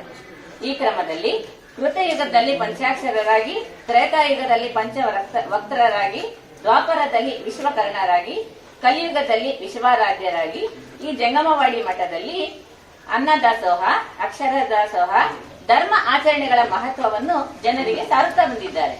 ಕಾಶಿ ಪೀಠವು ಜ್ಞಾನಪೀಠವೆಂದು ಹೆಸರಾಗಿರುವುದರಿಂದ ದೇಶದೆಲ್ಲೆಡೆ ಎಲ್ಲ ವೀರಶೈವ ಮಠಗಳಲ್ಲಿ ಇಲ್ಲಿ ವಿದ್ಯೆ ಕಲಿತವರೇ ಪೀಠಾಧಿಪತಿಗಳಾಗಿರುತ್ತಾರೆ. ಇಲ್ಲಿ ಗುರುಕುಲ ಪ್ರಾರಂಭವಾಗಿದ್ದು ದ್ವಾಪರ ಯುಗದಲ್ಲಿ. ಪ್ರಾರಂಭ ಮಾಡಿದ್ದು ವಿಶ್ವಕರ್ಣರು. ಮೊದಲ ವಿದ್ಯಾರ್ಥಿ ದೂರ್ವಾಸ ಮುನಿ ಎಂದು ಹೇಳಲಾಗುತ್ತದೆ. 1918ರಲ್ಲಿ ಈ ಗುರುಕುಲಕ್ಕೆ ವಿಶ್ವಾರಾಧ್ಯ ಗುರುಕುಲ ಎಂದು ಮರುನಾಮಕರಣ ಮಾಡಲಾಯಿತು. 2018ರಲ್ಲಿ ಗುರುಕುಲದ ಶತಮಾನೋತ್ಸವ ಸಮಾರಂಭದಲ್ಲಿ ಪ್ರಧಾನಮಂತ್ರಿ ಮೋದಿಯವರು ಕನ್ನಡದಲ್ಲಿ ಭಾಷಣ ಶುರು ಮಾಡುವಷ್ಟು ಈ ಮಠದೊಂದಿಗೆ ಕನ್ನಡ ಹಾಸುಹೊಕ್ಕಾಗಿದೆ. ಆಚಾರ್ಯ ಹಾಗೂ PhD ಪದವಿಗಳಿಗೆ ಇಲ್ಲಿ ಉಚಿತ ವಾಸಕ್ಕೆ ಅವಕಾಶವಿದೆ. ಇಲ್ಲಿ 3 ಹೊತ್ತು ಉಚಿತ ಅನ್ನದಾಸೋಹವಿರುತ್ತದೆ. ಶುಚಿಗೂ ರುಚಿಗೂ ಹೆಸರುವಾಸಿಯಾಗಿದೆ. ಇದು ಕಾಶಿಯ ಗೋದೋಲಿಯ ಚೌಕ, ಈಗಿನ ನಂದಿ ಚೌಕದ ಬಳಿ ಇದ್ದು ಕಾಶಿ ವಿಶ್ವನಾಥ ದೇಗುಲಕ್ಕೂ ಗಂಗಾ ನದಿಗೂ ಹತ್ತಿರವೇ ಇದೆ. ಕಾಶಿಯಲ್ಲಿ ಸುಮಾರು 350 ಮಠಗಳಿದ್ದು ಈ ಮಠವು ಕಾಶಿಯ ಅತಿ ಪುರಾತನ ಮಠಗಳಲ್ಲಿ ಒಂದಾಗಿದೆ. ಜಗದ್ಗುರು ವಿಶ್ವಾರಾಧ್ಯರು ಈ ಮಠದ ಆದ್ಯ ಪ್ರವರ್ತಕರು. ಯೋಗ ಬಲದಿಂದ 311 ವರ್ಷ ಪೀಠದಲ್ಲಿ ಇದ್ದರು ಅಂತ ಜಗದ್ಗುರು ಪಟ್ಟವಲ್ಲರಿ, ಅಂದರೆ ಈ ಜಗದ್ಗುರುಗಳ ವಂಶವೃಕ್ಷದಲ್ಲಿ ಉಲ್ಲೇಖವಿದೆ. ಅವರ ನಂತರ ಅವರು ತಮ್ಮ ಶಿಷ್ಯ ಮಲ್ಲಿಕಾರ್ಜುನ ಎಂಬವರಿಗೆ ಈ ಪೀಠದ ಅಧಿಕಾರವನ್ನು ಬಿಟ್ಟುಕೊಟ್ಟು ಸಜೀವ ಸಮಾಧಿ ಆಗುತ್ತಾರೆ. ಇಂದಿಗೂ ಜಂಗಮವಾಡಿ ಮಠದಲ್ಲಿ ಪೂಜಿಸುತ್ತಿರುವುದು ಇದೇ ಗಾದಿಯನ್ನು. ಅವರ ನಂತರ ಅವರ ಉತ್ತರಾಧಿಕಾರಿ ಮಲ್ಲಿಕಾರ್ಜುನರನ್ನು ಜಗದ್ಗುರು ವಿಶ್ವಾರಾಧ್ಯ ಮಲ್ಲಿಕಾರ್ಜುನ ಶಿವಾಚಾರ್ಯ ಹೆಸರಿನಿಂದ ಕರೆಯುತ್ತಿದ್ದರು. ಆನಂತರ ಇದುವರೆಗೆ ಆಗಿ ಹೋದ 87 ಪೀಠಾಧಿಪತಿಗಳು ಇದೇ ಹೆಸರಿನಿಂದ ಕರೆಯುತ್ತಿರಲ್ಪಡುವುದು ಈ ಮಠದ ಒಂದು ವಿಶೇಷ. ಈ ಪೀಠಕ್ಕೆ ಯುಗ ಯುಗಗಳ ಇತಿಹಾಸವಿದ್ದರೂ ದಾಖಲೆಗಳು ಸಿಗುವುದು ಕೇವಲ 6ನೇ ಶತಮಾನದಿಂದ. ಕ್ರಿಸ್ತಶಕ 574ರಲ್ಲಿ ಕಾಶಿಯ ರಾಜ ಜಯನಂದ ದೇವರಾಜರು ಈ ಮಠಕ್ಕೆ ಕದ್ದಮೇಶ್ವರ ಮಹಾದೇವ ಮಂದಿರ ಹಾಗೂ ಗಂಗಾ ನದಿಯ ಮಧ್ಯದಲ್ಲಿರುವ ಪೂರ್ವ ಪಶ್ಚಿಮ 800 ಪರಗ, ಉತ್ತರ ದಕ್ಷಿಣ 800 ಪರಗದಷ್ಟು, ಇವತ್ತಿನ ಲೆಕ್ಕದಲ್ಲಿ ಸುಮಾರು 365 ಎಕರೆ ಜಾಗವನ್ನು ದಾನ ಮಾಡಿ ದಾನ ಪತ್ರ ಬರೆಯಿಸಿದ್ದಾರೆ. ಅದು ಇಂದಿಗೂ ಮಠದಲ್ಲಿ ಲಭ್ಯವಿದೆ. ಪರಗ ಎಂದರೆ ಒಂದು ಪಾದವನ್ನು ನಡೆಯಲು ನಾವು ಮುಂದಕ್ಕಿಟ್ಟಾಗ ಎರಡು ಪಾದಗಳ ನಡುವಿನ ಜಾಗ. ಈ ಸ್ಥಳವನ್ನು ಯಾರಾದರೂ ಆಕ್ರಮಿಸಲು ಪ್ರಯತ್ನಿಸಿದ್ದರೆ ಅವರು ನಾಶವಾಗುತ್ತಾರೆ ಎಂಬ ಶಾಪಾಶಯವೂ ಈ ದಾನ ಪತ್ರಕ್ಕಿದೆ. ಇಂತಹ ಶಾಪಾಶಯಗಳನ್ನು ನಾವು ಕನ್ನಡದ ದಾನ ಪತ್ರಗಳಲ್ಲಿ ಮಾತ್ರ ಕಾಣಬಹುದಾಗಿದೆ. ಈ ಪ್ರದೇಶ ಆಗ ಊರಿನ ಹೊರಗೆ ಇದ್ದು ಜಂಗಮಪುರ ಎಂದು ಕರೆಯುತ್ತಿದ್ದರು. 1826ರಲ್ಲಿ ಮದನ ಮೋಹನ ಮಾಳವೀಯರು ಬನಾರಸ್ ವಿಶ್ವವಿದ್ಯಾಲಯವನ್ನು ಸ್ಥಾಪಿಸಲು ಆಶಿಸಿದಾಗ ಇದೇ ಮಠವು ಆ ವಿಶ್ವವಿದ್ಯಾನಿಲಯಕ್ಕೆ 80 ಎಕರೆ ಜಾಗವನ್ನು ಕೊಡುತ್ತದೆ. ಆಗಿನ ಕಾಲಕ್ಕೆ ವಿದ್ಯೆಗೆ ಪ್ರೋತ್ಸಾಹ ನೀಡಿದಂತಹ ಪರಿ ಇದು. ಇದಕ್ಕೂ ವಿಶ್ವವಿದ್ಯಾನಿಲಯದಲ್ಲಿ ದಾಖಲೆಯ ದಾನ ಪತ್ರಗಳು ಇಂದಿಗೂ ಇವೆ. ಈಗಲೂ ಬನಾರಸ್ ವಿಶ್ವವಿದ್ಯಾನಿಲಯ ಇರುವ ಪ್ರದೇಶಕ್ಕೆ ಜಂಗಮಪುರ ಎಂದೇ ಕರೆಯುತ್ತಾರೆ. ವಿಶ್ವವಿದ್ಯಾನಿಲಯದ ಆವರಣದಲ್ಲಿ ಜಗದ್ಗುರುಗಳ ಸಮಾಧಿಯೊಂದಿದ್ದು ಅದಕ್ಕೆ ಜನ ಗಾದಿ ಸಮಾಧಿ ಎಂದು ಕರೆದು ಪೂಜೆ ಮಾಡುತ್ತಾರೆ. ಇದಲ್ಲದೆ ಮೊಘಲ್ ದೊರೆಗಳು, ಕೊಡಗಿನ ರಾಜರು, ಮೈಸೂರು ಅರಸರು, ನೇಪಾಳಿ ರಾಜರು ಎಲ್ಲರೂ ಸಹ ಈ ಮಠಕ್ಕೆ ಶಕ್ತ್ಯಾನುಸಾರ ದೇಣಿಗೆ ನೀಡಿ ದಾನ ಪತ್ರಗಳನ್ನು ಬರೆಸಿದರೆ ಅದು ಇಂದಿಗೂ ಮಠದಲ್ಲಿ ಲಭ್ಯವಿದೆ. ಇನ್ನೊಂದು ವಿಶೇಷ ಅಂದ್ರೆ ಈ ನಾವೇನ್ ಹೇಳ್ತೀವಿ, ಔರಂಗಜೇಬು ಈ ಮಠವನ್ನು ನಾಶ ಮಾಡಕ್ಕೆ ಪ್ರಯತ್ನ ಪಟ್ಟಾಗ ಯಾವುದೋ ಒಂದು ಅಗೋಚರ ಶಕ್ತಿ ಆತನನ್ನ ಬಾಗಿಲಿನಲ್ಲೇ ತಡೆ ಮಾಡುತ್ತೆ, ಒಳಗಡೆಗೆ ಹೋಗೋದಕ್ಕೆ ಬಿಡೋದಿಲ್ಲ. ಅಂತಹ ಒಂದು ಮಹತ್ತರವಾದ ಶಕ್ತಿ ಇರುವಂತಹ ಮಠ ಇದು. ಈಗಿನ ಪೀಠಾಧಿಪತಿಗಳು ಜಗದ್ಗುರು ಚಂದ್ರಶೇಖರ ಶಿವಾಚಾರ್ಯ ಮಹಾಸ್ವಾಮಿಗಳು. ಇವರು ಸಹ ಅನ್ನದಾಸೋಹ, ಅಕ್ಷರ ದಾಸೋಹ ಎಲ್ಲ ಕಾರ್ಯಕ್ರಮಗಳನ್ನು ಇಂದಿಗೂ ನಡೆಸಿಕೊಂಡು ಬರುತ್ತಿದ್ದಾರೆ. ಶಿವನನ್ನು ಬಲ್ಲವರು ವಾಸಿಸುವ ಸ್ಥಳವೇ ಜಂಗಮವಾಡಿ ಎಂದು ಅರ್ಥೈಸಬಹುದು. ಈ ಮಠದ ಆವರಣದಲ್ಲಿ 55 ಚದರ ಅಡಿಗಳಷ್ಟು ಪ್ರದೇಶದಲ್ಲಿ ಲಕ್ಷಾಂತರ ಚಿಕಣಿ ಶಿವಲಿಂಗಗಳು, ಅಂದ್ರೆ ಸಣ್ಣ ಶಿವಲಿಂಗಗಳು ಜೋಡಿಸಲ್ಪಟ್ಟಿವೆ. ಪ್ರತಿ ಶಿವಲಿಂಗದ ಮುಂದೆಯೂ ಸಣ್ಣ ನಂದಿಯೂ ಇದೆ. ಇಷ್ಟೊಂದು ಶಿವಲಿಂಗಗಳು ಯಾಕೆ ಇಲ್ಲಿವೆ ಅಂತಂದ್ರೆ, ಸಾಮಾನ್ಯವಾಗಿ ವೀರಶೈವ ಮತದಲ್ಲಿ ಪಿಂಡ ಪ್ರದಾನ ಪದ್ಧತಿ ಇರೋದಿಲ್ಲಂತೆ. ಹಾಗಾಗಿ ಯಾರನ್ನು ಅವರ ಬಂಧುಗಳು, ಸ್ನೇಹಿತರು ತೀರ್ಕೊಂಡಾಗ ಅವರ ಹೆಸರಿನಲ್ಲಿ ಒಂದು ಲಿಂಗವನ್ನು ಅಲ್ಲಿ ಪ್ರತಿಷ್ಠಾಪನೆ ಮಾಡುತ್ತಾರೆ. ಧನ್ಯವಾದಗಳು.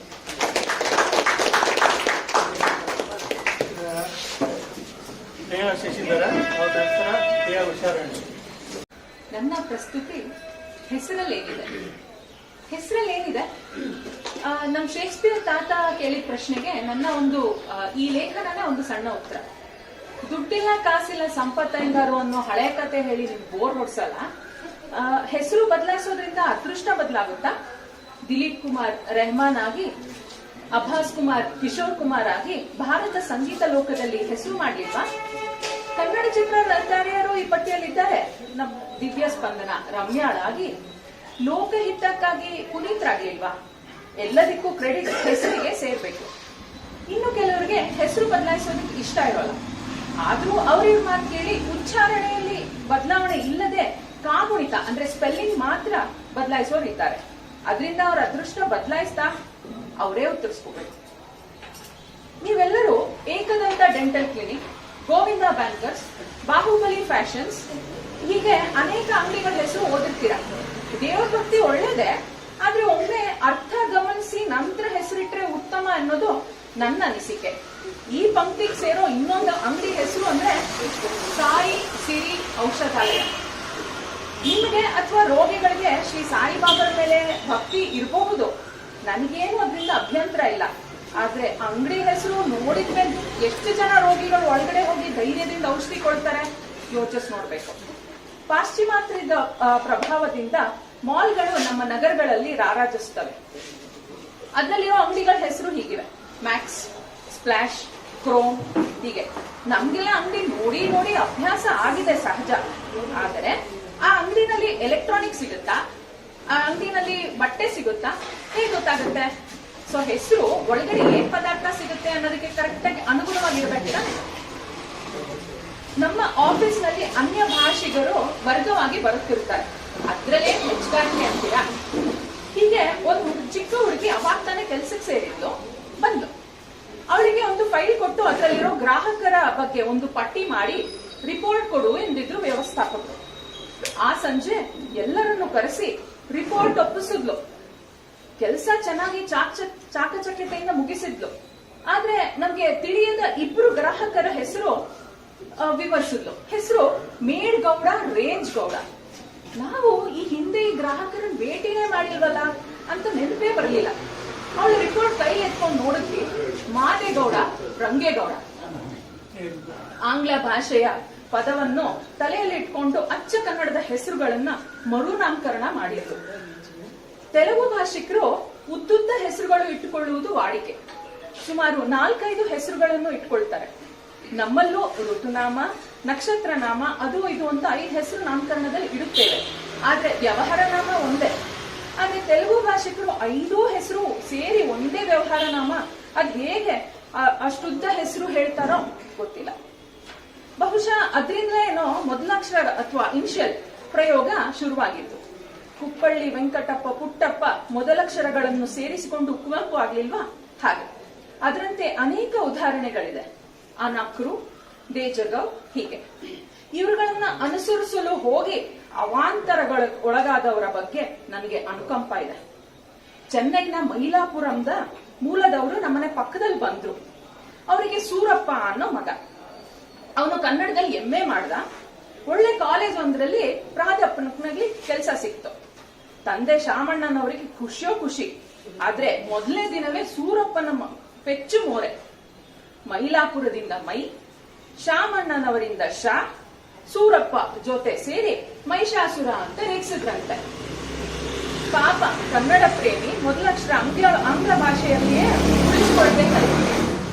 ಇದನ್ನು ಹೇಳುವಾಗ ಇನ್ನೊಂದು ಉದಾಹರಣೆ ನೆನಪಿಗೆ ಬಂತು. ನಮ್ಮಲ್ಲೂ ಒಬ್ರು ವ್ಯವಸ್ಥಾಪಕರಿದ್ರು, HLS ಅಂತ. ಹೊಸಕೋಟೆ ಲಕ್ಷ್ಮೀನಾರಾಯಣ ಮಗ ಸುಬ್ರಹ್ಮಣ್ಯ. ಅವರು ಕನ್ನಡ ಪ್ರೇಮಿಯೇ. ಅವ್ರಿವ್ರ ಬಾಯಿಗೆ ಬೀಳೋ ಬೇಡ ಅಂತ ತಪ್ಪಿಸ್ಕೊಳಕ್ಕೆ ಆಂಗ್ಲ ಭಾಷೆಯಲ್ಲೇ HLS ಅಂತ ಉಳಿಸ್ಕೊಂಡಿದ್ರು. ಇನ್ನೊಬ್ರು ತಿಪ್ಪೇಸ್ವಾಮಿ ಅಂತ, ಊರು ಕೊಣನೂರು. ಎಲ್ಲರೂ ತಿಪ್ಪೆ ತಿಪ್ಪೆ ಅಂತ ಹೀಯಾಳಿಸ್ತಿದ್ರಂತೆ. ಕೊಣನೂರ್ನವ್ರಲ್ವಾ, ತಿಪ್ಪೇಸ್ವಾಮಿಯನ್ನು ತುಂಡರಿಸಿ ಕೋಟೇಸ್ವಾಮಿ ಮಾಡ್ಕೊಂಡ್ಬಿಟ್ಟಿದ್ರು. ಪಾಪ ಬಾಣ್ಲೆಯಿಂದ ಬೆಂಕಿಗೆ ಬಿಟ್ಟ ಹಾಗಾಯ್ತು ಅವ್ರ ಪರಿಸ್ಥಿತಿ. ಊರ ಹೆಸರು ಸಾವಾಸವೇ ಬೇಡ ಅಂತ ಕೆಲವರು ಕೇವಲ ತಂದೆ ಹೆಸರನ್ನ ಸೇರಿಸ್ಕೊಳ್ತಾರೆ. ಹೀಗೆ ನಮ್ಮ ತರಗತಿಯಲ್ಲೊಬ್ಬ ಚರಣ್ ಅಂತ ಇದ್ದ. ಅವ್ರ ತಂದೆ ಹೆಸರು ದೇವರಾಜ್ ಅಂತ. ಹಾಜರಾತಿ ಕರೆಯುವಾಗ ಚರಂಡಿ ಅಂತ ಕರೆಯುತ್ತಿದ್ರು. ಮೊದಲಾಕ್ಷರಗಳು ಹಿಂದೆ ಹಾಕಿದ್ರು ಕಷ್ಟ, ಮುಂದೆ ಹಾಕಿದ್ರು ಕಷ್ಟ. ಹೆಸರು ಅನ್ನೋದು ನಮ್ಮ ಅಸ್ಮಿತೆಯನ್ನು ಸೂಚಿಸುತ್ತೆ. ಒಮ್ಮೆ ಒಂದು ಸಂದರ್ಶನದಲ್ಲಿ ಕೇಳಿದ್ರಂತೆ, ನೀನು ಯಾರು? ನಾನು ಸೋನ್ಸೋ ಅಂತ ಹೆಸರು ಹೇಳಿದ್ರಂತೆ. ಅಲ್ಲ, ಅದು ನಿನ್ನ ಹೆಸರು, ನೀನು ಯಾರು ಎಂಬ ಮರು ಪ್ರಶ್ನೆ. ಅರೆ ಹೌದಲ್ವಾ, ನಾನು ಅಂದ್ರೆ ಮೊದಲು ಬರೋದು ನಮ್ಮ ತಲೆಯಲ್ಲಿ ನಮ್ಮ ಹೆಸರು ಮಾತ್ರನೇ. ಹಿಂದೆ ಮುಂದೆ ನನ್ನ ಪರಿವಾರ, ನನ್ನ ಗೋತ್ರ, ನನ್ನ ಜಾತಿ, ನನ್ನ ಧರ್ಮ ಅಥವಾ ನನ್ನ ಊರು, ನನ್ನ ತಂದೆ ಹೆಸರು, ಇದೆಲ್ಲ ಸೇರಿನೇ ನಾನು ನಾನಾಗಿರಲು ಸಾಧ್ಯ. ಎಲ್ಲವೂ ಸೇರಿಯೇ ನಾನಾಗಿರಲು ಸಾಧ್ಯ. ನನ್ನಲ್ಲಿರುವುದು ಇವೆಲ್ಲದರ ಅಂಶಗಳೇ. ಜೀವನದ ಮೊದಲ ಹೆಜ್ಜೆಯಲ್ಲಿಯೇ ತಂದೆ ನಮ್ಮ ಕಿವಿಯಲ್ಲಿ 3 ಬಾರಿ ಕರೆದು ಒಂದು ಹೆಸರು ಕೊಟ್ಟಿರುತ್ತಾರೆ. ಆ ಹೆಸರನ್ನು ಉಳಿಸ್ಕೊಳ್ಳಕ್ಕೆ ಪ್ರಯತ್ನ ನಾವು ಕೊನೆಯವರೆಗೆ ಮಾಡುತ್ತಲೇ ಇರುತ್ತದೆ ಅಲ್ವಾ? ಧನ್ಯವಾದ.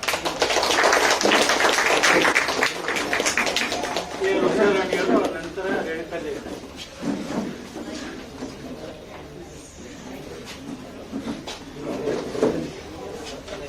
ವೇದಿಕೆ ಮೇಲಿರುವ ಗಣ್ಯರೇ ಹಾಗೂ ಎಲ್ಲ ಸಾಹಿತ್ಯಾಸಕ್ತರೇ, ಒಂದು ಲಘು ಹಾಸ್ಯ. ಕೃಷ್ಣ ಪಾತಾಳ. ಅಮ್ಮ, ನಾಳೆ ನನ್ನ ನಿವೃತ್ತಿ ಅಂತ ಕೃಷ್ಣ ಪ್ರಸಾದ್ರು ತಾಯಿಯ ಕಾಲಿಗೆರಗಿದ್ರೆ, ಒಬ್ಳು ಸಂಗಾತಿ ಸಿಗ್ಲಿಲ್ಲ, ಈ ಮನೆ ಕೃಷ್ಣನ್ ಪಾದ ಓಡಾಡ್ಲಿಲ್ಲ, ಬ್ರಹ್ಮಚಾರಿಯಾಗೆ ಉಳಿದ್ನಲ್ಲ ಮಗ ಅನ್ನೋದು ಸಾವಿತ್ರಮ್ಮನವ್ರ ಚಿಂತೆ. ಮಹಿಳಾ ಮನೆಗಳು ಸಿಕ್ಕರೆ ಸಾಕು, ತಮ್ಮ ಬೊಚ್ಚಬಾಯಿ ಅಗಲಿಸ್ಕೊಂಡು ನಮ್ ಕೃಷ್ಣನ್ ಒಂದ್ ಹುಡುಗಿ ಇದ್ರೆ ಹೇಳಿ, ಕನ್ಯೆ ಬೆಳ್ಳಗಿರ್ಬೇಕು, ನೋಡಕ್ ಮುದ್ದಾಗಿರ್ಬೇಕು, ಆದಷ್ಟು ಬೇಗ ಸೊಸೆ ಮನೆಗ್ ಬಲ್ಗಾಲಿಟ್ಕೊಂಡು ಈ ಮನೆ ಹೊಸಲ್ ಸೇರ್ ಒದಿಯೋ ಹಾಗೆ ಮಾಡ್ರಮ್ಮ, ವರ್ಷದೊಳಗೆ ಒಂದ್ ಮಗುನೂ ಬರುವಂತಾಗ್ಲಿ ಅಂದ್ರೆ ಮುಸಿ ನಗುತ್ತಾ, ಅಲ್ಲ ಇನ್ನು ಎಳೆ ಪ್ರಾಯನೇ, ಇಷ್ಟೆಲ್ಲ ಗುಣಗಳಿರೋ ಕನ್ಯೆ ಸಿಗೋದಿಕ್ಕೆ, ಇವಳು ಕುಳ್ಳಿ, ಅವಳು ದಪ್ಪ, ಇವಳದು ಸೊಟ್ಮೂತಿ, ಇವಳು ಪೀಚು, ವರಸ್ವಾಮ್ಯನೇ ಸರಿ ಬರಲ್ಲ ಎನ್ಕೊಂಡ್ ಬಂದ್ ಹುಡುಗಿರ್ನೆಲ್ಲ ಇವರೇ ನಾಪಾಸ್ ಮಾಡಿದವರು ಎನ್ಕೊಳ್ತಾ ಇದ್ರು. ಪಾಪ ಕೃಷ್ಣ ಪ್ರಸಾದ್ಗೆ ಲವ್ ಮಾಡುವ ಕಲೆಯೇ ತಿಳಿಯಿತು.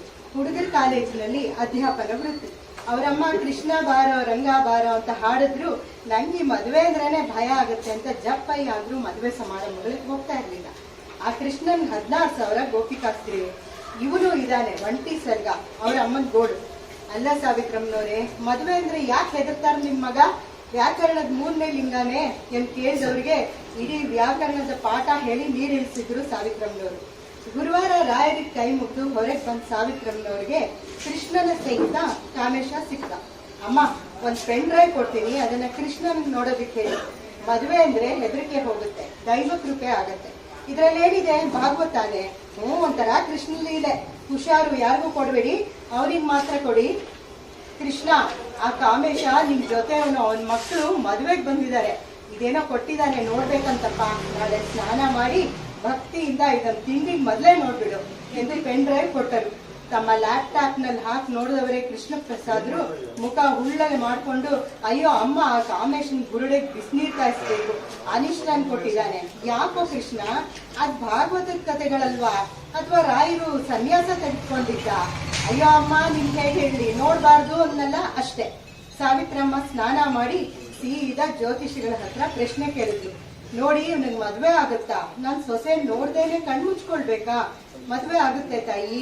ಈಶಾನ್ಯ ದಿಕ್ಕಿಂದ ವಧು ತಾನೇ ಬಂದು ವರನ್ ಕೈ ಕೆಡ್ತಾಳೆ. ಗುಣವಂತೆ, ವಿದ್ಯಾವಂತೆ, ಲಕ್ಷ್ಮೀ ಪುತ್ರಿ, ಸುಗುಣೆ, ಕ್ರಿಯಾಶೀಲೆ. ನೀವು ಮದ್ವೆ ನೋಡ್ಕೊಂಡು ಮಕ್ಕಳಾಗುವ ಸೂಚನೆ ಇದ್ರೆ ಆಡಿಸಿ ಕಣ್ಮುಚ್ಕೊಳ್ಬಹುದು. ನಿಮ್ ಬಾಯಿಗೆ ಸಕ್ಕರೆ ಹಾಕ ಎಂದ್ರು ಸಾವಿತ್ರಮ್ಮನವರು. ಅಯ್ಯೋ ಬೇಡಮ್ಮ, ನನ್ ಡಯಾಬಿಟಿಸ್ ಇದೆ ಅಂದ್ರು ಜ್ಯೋತಿಷಿಗಳು. ಹೌದಾ? ನಿಮ್ ಬಾಯಿಗೆ ಕಾಯಿ ಹೊಡಿತೀನಿ. ಬೇಡಮ್ಮ, ಇರೋದು 4 ಹಲ್ಲು. ಸರಿ, ಉಪ್ಪಾದ್ರೂ ಹಾಕ್ಬೋದೆ? ಅಯ್ಯೋ BP ಇದೆ ತಾಯಿ. ಮತ್ತೇನ್ ಹಾಕ್ಲಿ ಜ್ಯೋತಿಷಿಗಳೇ? ಸಾವಿತ್ರಮ್ಮನವರು ಏನಾದ್ರೂ ಅವ್ರ ಬಾಯಿಗೆ ಹಾಕ್ಲೇಬೇಕು ಅಂತ ದೃಢ ನಿರ್ಧಾರ ಮಾಡಿದ್ರು. ಮಣ್ಣು ಮಾತ್ರ ಹಾಕ್ಬೇಡಿ, ಒಂದಿಷ್ಟು ಮೆಂತ್ಯನೋ ಅಥವಾ ಹಾಗಲ್ ರಸನೋ ಹಾಕಿ ತಾಯಿ, ನೀವು ಸುಲಭಕ್ಕೆ ಬಿಡೋರಲ್ಲ ಅಂದ್ರು. ಕಾಲೇಜಿನಲ್ಲಿ ಇವರ ನಿವೃತ್ತಿ ಜೀವನಕ್ಕೆ ಶುಭ ಕೋರಲು ತಯಾರಿ ನಡೀತಾ ಇತ್ತು. ಪ್ರಿನ್ಸಿಪಾಲ್ ರಾಧಾಬಾಯಿ ಅವರಿಂದ ಕರೆ ಬಂದಿತ್ತು. ಹುಲಿಯ ಗುಹೆಗೆ ಹೋಗುವ ಜಿಂಕೆ ಆದ್ರು ಕೃಷ್ಣ ಪ್ರಸಾದ್.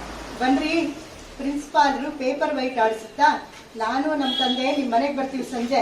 ಆಕೆಯ ಕೈಯಲ್ಲಿದ್ದ ಪೇಪರ್ ವೈಟ್ ತನ್ನ ಬೀಸದೇ ಇದ್ರೆ ಸಾಕು ಎನ್ನುವಂತೆ ಕೃಷ್ಣ ಪ್ರಸಾದರಿಗೆ ಕೈಕಾಲು ನೊಡಗಲು ಪ್ರಾರಂಭವಾಯಿತು. ಯಾಕೆ ಎಂದು ತಡವರಿಸುವುದನ್ನು ನೋಡಿ ಪ್ರಿನ್ಸಿಪಾಲ್ರು, ಯಾಕೆ ಏನಾಯ್ತು? ನಿಮ್ ತಾಯಿನೇ ಇನ್ವೈಟ್ ಮಾಡಿರೋದು. ಕೃಷ್ಣ ಪ್ರಸಾದ್ ಕರೆಂಟ್ ಹೊಡೆದಕ್ಕಾಗೆ ಆದ್ರು. ಅಮ್ಮನ್ನ ಮನದಲ್ಲೇ ಬೈಕೊಂಡ್ರು. 50+ ಮ್ಯಾಟ್ರಿಮೋನಿಯಲ್ ನಲ್ಲಿ ನೀವು ಇದೀರಾ? ಆಹಾ ಕಳ್ಳ ಎನ್ನುವಂತೆ ಪ್ರಿನ್ಸಿಪಾಲ್ರು ಅವರನ್ನು ನೋಡಿದ್ರೆ ಪಾಪ ಅದ್ರ ಸುದ್ದಿನೇ ಗೊತ್ತಿಲ್ಲ ಕೃಷ್ಣ ಪ್ರಸಾದ್ರಿಗೆ. ಎಲ್ಲ ಈ ಅಮ್ಮನದೇ ಕಿತಾಪತಿ ಅನ್ಕೊಂಡ್ರು. ಕೃಷ್ಣ, ನಮ್ ಜ್ಯೋತಿಷಿಗಳೇ ನಿಮ್ ಹೆಸರನ್ನ ಇದ್ರಲ್ಲಿ ಸೇರಿಸಿದ್ರು ಕಣೋ. ಅವರು ನಿಮ್ ಕಾಲೇಜ್ನಲ್ಲಿ ಪ್ರಿನ್ಸಿಪಾಲ್ರಂತೆ. ಅವ್ರ ಮಾತು ಸುಳ್ಳಾಗ್ಲಿಲ್ಲ ನೋಡು. ಎಲ್ಲ ಹಣ್ಣಾದ್ರೆ ಅವ್ರ ಬಾಯಿಗೆ ಒಂದಿಷ್ಟು ವೆಂಕಟ್ ಕಾರ್ಡ್ ಹಾಕ್ಬೇಕು. ಸಾವಿತ್ರಮ್ಮ ನಿಧಾನವಾಗಿ ಬಾಯ್ಬಿಟ್ರು. ಸಂಜೆ ಅಪ್ಪ ಮಗಳು ಹೇಳಿದ ಸಮಯಕ್ಕೆ ಹಾಜರು. ನಿವೃತ್ತ ಬ್ರಿಗೇಡಿಯರ್ ಪ್ರಿನ್ಸಿಪಾಲರ ತಂದೆಗೆ 80 ದಾಟಿದ್ರು, ಜೋರಾಗಿದ್ರು. ಕೃಷ್ಣ ಪ್ರಸಾದ್, ಬನ್ನಿ ಸ್ವಲ್ಪ ಮಾತಾಡ್ಬೇಕು ನಿಮ್ ಜೊತೆ. ಪ್ರಿನ್ಸಿಪಾಲರು ಹಾಗೆಂದಾಗ ಭೂಮಿ ಬಾಯಿ ಬಿಡಬಾರ್ದೆ ಅನ್ಕೊಂಡ್ರು ಕೃಷ್ಣ ಪ್ರಸಾದ್. ಸಾವಿತ್ರಮ್ಮನವರು ಬಾಲ್ಕನಿಯಲ್ಲಿ 2 ಕುರ್ಚಿಗಳನ್ನು ಆಗ್ಲೇ ಹಾಕಿಟ್ಟಿದ್ರು. ನಿಮ್ಗೆ ಒಪ್ಗೆನಾ? ಪ್ರಿನ್ಸಿಪಾಲ್ರು ಗತ್ತಿನಿಂದ ಕೇಳಿದ್ರು. ಯಾವುದು? ಅದೇ ನೀವು ನನ್ನ ಮದ್ವೆ ಆಗೋದು. ನಾನೆಲ್ಲ ಹಾಗಂದೆ, ಎಲ್ಲ ನಮ್ಮಮ್ಮ. ಅದು ಅಲ್ಲದೆ ನಿಮ್ಮನ್ನ ನೋಡಿದ್ರೆ ನನಗೆ ಸ್ವಲ್ಪ ಭಯ. ನೀವು ತುಂಬಾ ಸ್ಟ್ರಿಕ್ಟ್ ಕೃಷ್ಣ ಪ್ರಸಾದ್. ಅದು ಆಗ ನಾನು ನಿಮ್ ಹೆಂಡತಿ ಆದ್ರೆ ಸ್ಟ್ರಿಕ್ಟ್ ಆಗಿರಲ್ಲ. ನೀವು ನನ್ನನ್ನ ರಾಧಾ, ರಾಧೆ, ರಾಧು ಅಂತೆಲ್ಲ ಕರಿಬಹುದು. ನಾನ್ ನಿಮ್ಮನ್ನ ಕೃಷ್ಣ ಅಂತ ಕರೀಲೋ ಅಥವಾ ಪ್ರಸಾದ್ ಅಂತ ಕರೀಲೋ? ಅಯ್ಯೋ, ಆ ಬಾಯಿ ಹಾಕ್ಬಿಟ್ರಿ.